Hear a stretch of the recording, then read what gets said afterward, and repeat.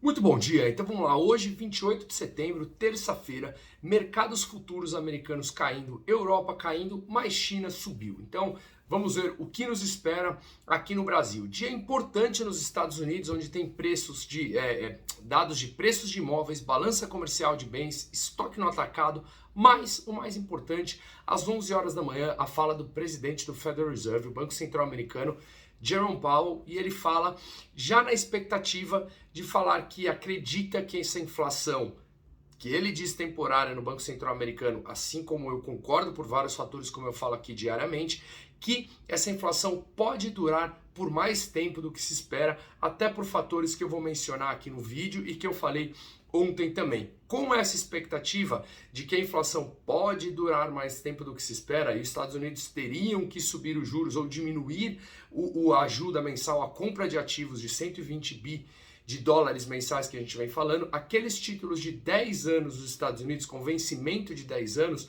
voltou a pagar acima de 1,50. Está pagando ao ano agora de juros 1,52 ao ano, subindo 3%. Justamente na expectativa de que se essa inflação perdurar, o Banco Central Americano vai ter que mais cedo ou mais tarde subir esses juros. Ainda tem muitos fatores no meio disso, essa é uma breve análise, mas de qualquer maneira o que a gente vê é essa alta de 3%, tá? Indo um pouquinho para a Europa, hoje também tem o discurso da Christine Lagarde, presidente do Banco Central Europeu, que deve seguir na mesma linha do falado anteriormente, que não vão subir os juros por agora, continuarão comprando até 1,8 trilhão de euros quando o programa se expira no começo do ano que vem. Tá?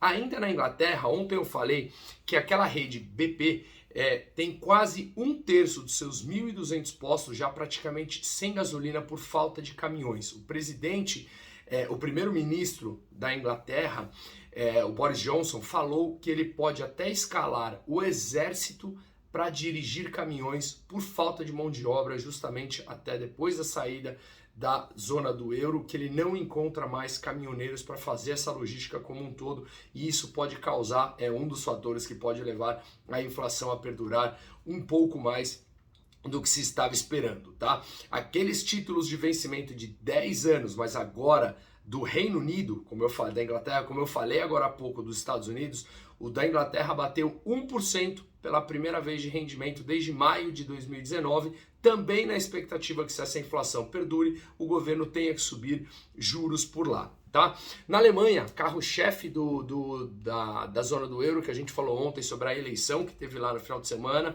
em substituição após 16 anos de governo de Angela Merkel, saiu o clima do consumidor que veio melhor do que se esperava. Tá? É uma pesquisa com 2.000 consumidores e veio melhor do que se esperava desde abril de 2020. Então vamos para a China, onde tem sido um epicentro bastante forte nas últimas semanas. Mais um dado bastante fraco que saiu da China ontem à noite. Lucro industrial no país, tanto anualizado como no mês, veio abaixo do esperado. No anualizado, ele veio o 5º mês de queda e no mensal o 6º mês de queda. Tá? Então é uma descendência de mais um dado ruim da China.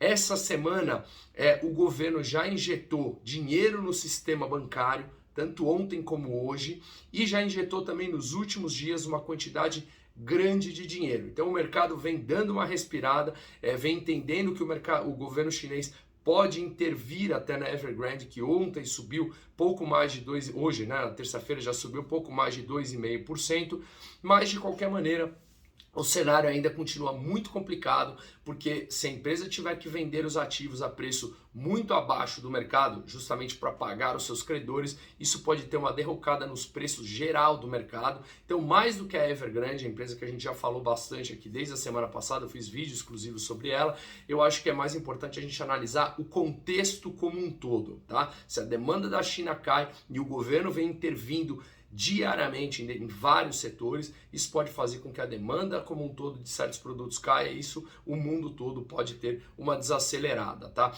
O carvão Ontem eu mandei até um áudio aos nossos clientes aqui sobre alocações alternativas em algumas commodities, falando num cenário macro como um todo.